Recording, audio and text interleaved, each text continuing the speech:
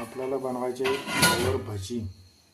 त्यामध्ये आपण बेसन, चटणी, हळद, मीठ हे सर्व टाकलेलं आहे।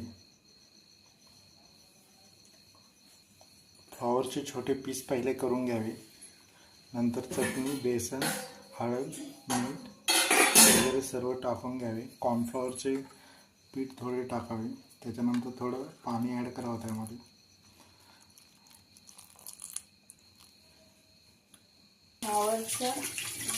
असं सर्व मिक्स करून घ्या।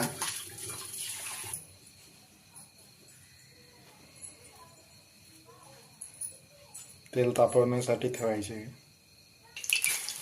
आता तेल गरम झालेलं आहे। आता हे मिक्स झालेले गोबी त्यामध्ये फ्राय करून घ्यायचे आहे। आधी चेक करून घ्यायचं की गरम झाले की नाही तेल।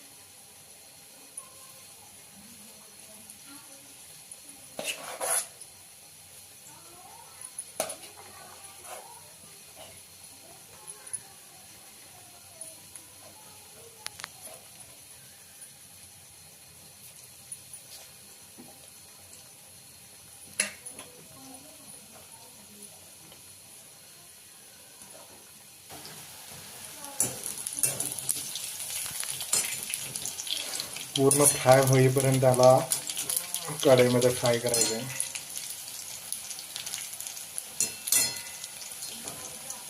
एक 2-3 मिनिट त्याला फ्राय केल्यानंतर ते बाहेर काढायचं। त्याचा कलर एक नॉर्मल ब्राऊन होईपर्यंत त्याला फ्राय करायचं आहे।